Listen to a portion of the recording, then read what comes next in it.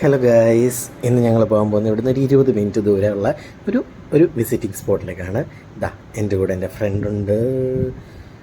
Car ലോക്കായിരുന്നു. തുറക്കുന്നു.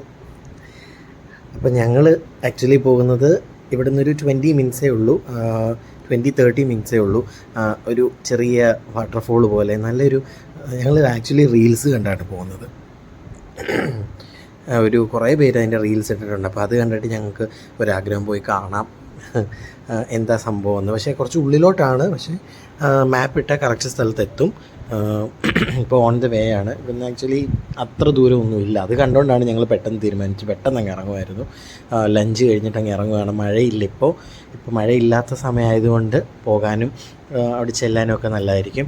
ഇത് ഞങ്ങളിവിടെ വന്ന് അങ്ങോട്ട് പൊക്കോണ്ടിരിക്കുകയാണ്. ഇവിടെ വന്നിറങ്ങിയപ്പോൾ തന്നെ നല്ല ഭംഗിയുണ്ട്. കാരണം കുറേ മരങ്ങളും ഇച്ചിരി ഗ്രാമപ്രദേശം പോലെയാണ്. ഇച്ചിരി ഉള്ളിലോട്ടാണ്. മെയിൻ ഒരു ടൗണിൽ നിന്നും മെയിൻ റോഡിൽ നിന്നും ഒക്കെ കുറേ ഒരു 3-4 കിലോമീറ്റർ ഉള്ളിലാണ്. പക്ഷേ ഈ റീൽസ് കണ്ടിട്ടാണെന്ന് തോന്നുന്നു ഇവിടെ നിറയെ ആൾക്കാരാണ്. ഈ അമ്പലത്തിൽ വരുന്നവരും അല്ലാതെ ഈ പുഴയിലും ഈ വെള്ളച്ചാട്ടത്തിൽ കുളിക്കാനും അങ്ങനെ ഒരുപാട് പിള്ളേർ ഇവിടെ വന്ന് ഇവിടെ ഇങ്ങനെ കുളിക്കുന്നു. മുകളിലാണ് കുളിക്കുന്ന സ്ഥലമൊക്കെ.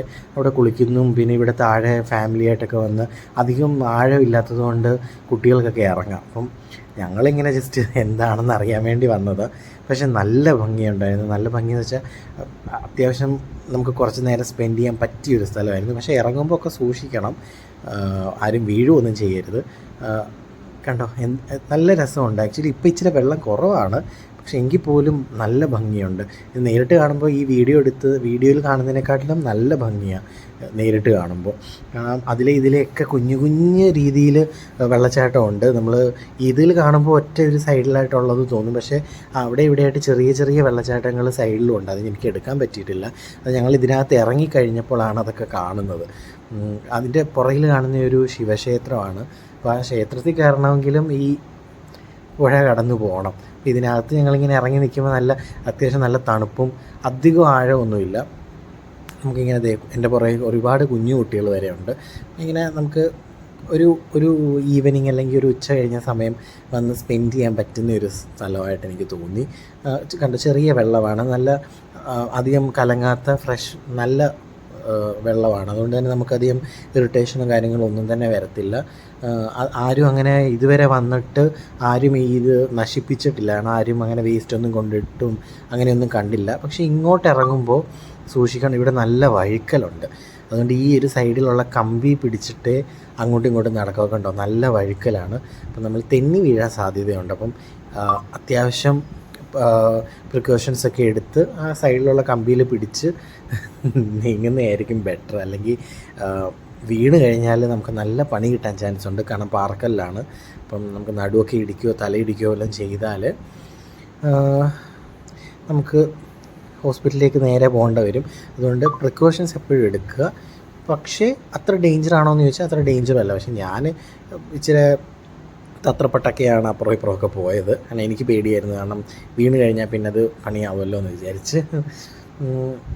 ആക്ച്വലി നല്ല തണുപ്പുണ്ട്. നമുക്ക് കുറേ നേരം അതിനകത്ത് ഇരിക്കാനൊക്കെ തോന്നി. പക്ഷേ ഡ്രസ്സ് നനഞ്ഞ് കഴിഞ്ഞാൽ തിരിച്ചു പോകണമല്ലോ എന്ന് ഓർത്തിട്ട് ഞാൻ കാല് മാത്രമേ നനച്ചുള്ളൂ. അത് ഇത്രയേ ഉള്ളൂ അതിൻ്റെ ആഴമൊക്കെ. കുറച്ച് അങ്ങോട്ട് പോകുമ്പോൾ ചെറിയ ആഴമുണ്ട്. എങ്കിൽ പോലും മുട്ടിൻ്റെ മുകളിലോട്ട് വെള്ളമില്ല. അങ്ങനെ ഞങ്ങൾ അവിടുന്ന് കുറേ ഐസ്ക്രീമൊക്കെ കഴിച്ചിട്ട് ഞങ്ങളിങ്ങനെ ഇറങ്ങി. നേരെ നമുക്ക് എന്തെങ്കിലും ഒരു ചായയോ എന്തെങ്കിലും അങ്ങനെ കഴിക്കാമെന്ന് വിചാരിച്ച് ഞങ്ങളുടെ സ്വന്തം കോട്ടയംകാരുടെ ആദാമിൻ്റെ ചായക്കടയിലേക്ക് നേരെ പോവുകയാണ്. അവിടെ ചെന്നിട്ടൊരു ചായയോ എന്തെങ്കിലുമൊക്കെ കഴിക്കണം. ഇവിടെ വിശക്കൊന്നും ചെറുതായിട്ട്. അവിടെ ജസ്റ്റ് ഐസ്ക്രീമും കാര്യങ്ങളൊക്കെ ഉള്ളായിരുന്നു. അപ്പം അതൊക്കെ കഴിച്ചുള്ളൂ. അപ്പം നേരെ ആദാമിൻ്റെ ചായക്കടയിൽ ചെന്ന് ചായയും, ഞാനത് കഴിക്കുന്നതിൻ്റെ വീഡിയോ എടുത്തില്ല, ചായയും പഴം നിറച്ചതും ഒരു ഉന്നക്കായൊക്കെയാണ് കഴിച്ചത്. അതിൻ്റെ വീഡിയോ എടുക്കാൻ പറ്റിയില്ല. ഞങ്ങൾ വിശപ്പും ദാഹവും കാരണം അത് കിട്ടിയപ്പോൾ തന്നെ അകത്താക്കി.